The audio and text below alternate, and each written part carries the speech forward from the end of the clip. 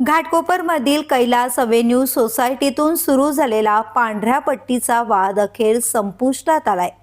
YouTuber प्रसाद वेदपाठक यांनी हा मुद्दा सोशल मीडियावर उचलून धरल्यानंतर तो राज्यभर चर्चेचा विषय ठरला होता।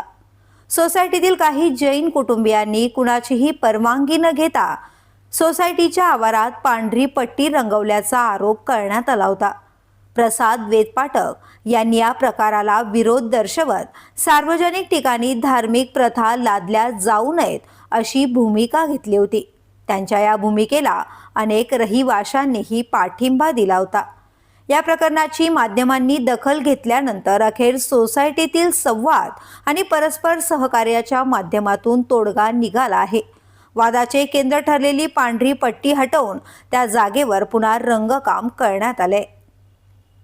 ब्युरो न्यूज, शहर मुंबई। व्हिडिओ आवडला असेल तर लाईक करा, शेअर करा आणि आमच्या चॅनलला सबस्क्राईब करा। बेल आयकॉन दाबायला विसरू नका।